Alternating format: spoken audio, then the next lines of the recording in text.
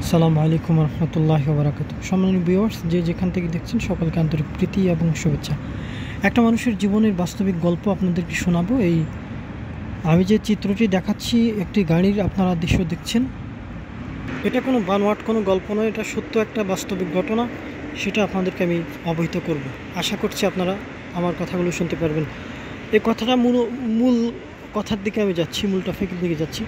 টপিকটা সঙ্গত কারণে সামনে ক্যামেরা লাগানো আছে, যার কারণে এখানে মানুষ যাতায়াত করছে। যদিও এটা কোনো বিষয় না, তারপরেও আমি ক্যামেরা দিয়ে ভিডিও করছি। এই জিনিসটা অনেকে দেখলে আমি প্রশ্নবিদ্ধ হব, যার কারণে আমি এই ক্যামেরাটা ফোকাস করতে পারলাম না, এই জন্য দুঃখিত। যাই হোক, আমি মূল টপিকে চলে যাচ্ছি। টপিকটা হচ্ছে, বন্ধু, মানুষ যে আলহামদুলিল্লাহ আল্লাহর রহমতে যদি চেষ্টা করে মানুষ অনেক কিছুই করতে পারে। তার একটা উজ্জ্বল প্রমাণ হচ্ছে এই গাড়িটার মালিক। এই গাড়ি এবং এই হোটেলটা, যে হোটেলটা দেখতে পাচ্ছেন, আমি আপনাদেরকে দেখানোর চেষ্টা করতেছি। যদিও সামনের দিকটা আমি ফোকাস করতে পারতেছি না এই মুহূর্তে, কারণ এখানে ক্যামেরা লাগানো আছে। যদি আমি ফোকাস করতে যাই ক্যামেরায়, আমাকে যদি আমার কফিল অথবা অন্য কেউ দেখে, তাহলে আমার জন্য একটু সমস্যা, যার কারণে আমি আপনাদেরকে দেখাতে পারছি না। আমি ওই মানুষটার গল্পটা আপনাদেরকে এখনই বলতেছি। আজ থেকে 4 বছর আগে এই হোটেলটা অনেক কষ্ট করে আমার কফিল করছে। করার পরে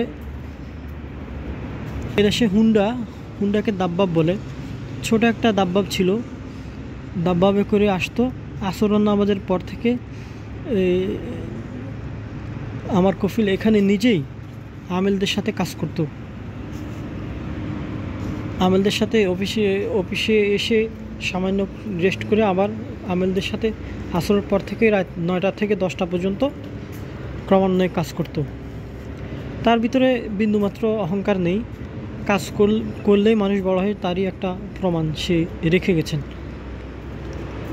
যখন হুন্ডা নিয়ে আসতো, দাব্বাব নিয়ে আসতো, তখন কিন্তু এই গাড়িটা ক্রয় করার মতো তার সামর্থ্য ছিল না।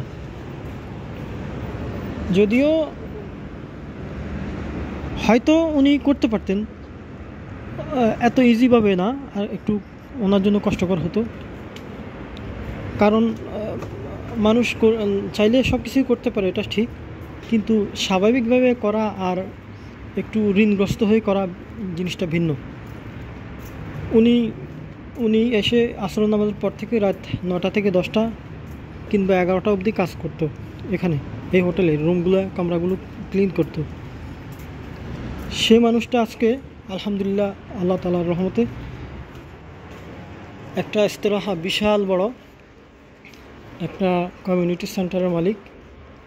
পরবর্তীতে উনি আরও একটা কমপ্লেক্স করতেছেন। কমপ্লেক্স নিচে হচ্ছে সুপার মার্কেট, উপরে হোটেল।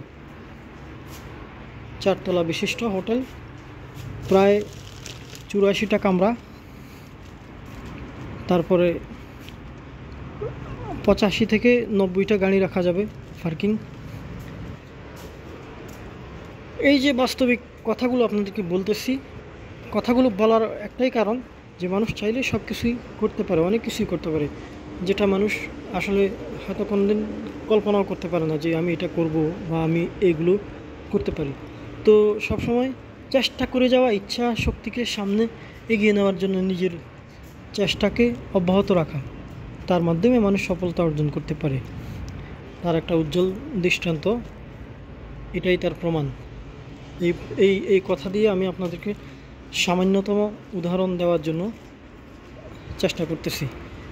যাই হোক বন্ধুরা, এই গল্পটা হচ্ছে আমার কফিলের গল্প। কফিলের যে এত কষ্ট করে, এত পরিশ্রম করে আগে নিজে এই বিল্ডিং কমপ্লেক্স বানাতো, যেমন কি বলে এটা, বিল্ডিং তৈরি করে বিক্রি করতো। আর পরে এই হোটেলটা অনেক কষ্ট করে দেওয়ার পরে এখন সে অনেক পয়সাওয়ালা। যেমন আর একটা ইস্তেরাহা করলো, কমিউনিটি সেন্টার করলো, পরে আরও একটা হোটেল করছে। হোটেলের কাজ এখনও শেষ হয়নি। যাই হোক, আসলে চেষ্টা আর ইচ্ছে শক্তি থাকলে মানুষ অনেক কিছুই করতে পারে। এটার উজ্জ্বল একটা প্রমাণ আমি আপনাদেরকে দিলাম। যখন সে দাব্বাব নিয়ে আসতো, তখন লেক্সাস গাড়ি কেনার মতো সামর্থ্য তার ছিল না, কিন্তু এখন বর্তমানে তার 2টা ছেলে ডক্টর, একটা মেয়ে ডক্টর, পরে আরেকটা ছিল সাইবার, সাইবার সিকিউরিটি ডিপার্টমেন্টে পড়াশোনা করছে, দুটো ছেলে ছোট। আলহামদুলিল্লাহ তার যথেষ্ট পরিমাণ সাপোর্ট দেওয়ার মতো ব্যবস্থা আছে, ছেলেরাও ব্যবস্থা করে এবং পারিবারিকভাবে সে অত্যন্ত সমৃদ্ধ।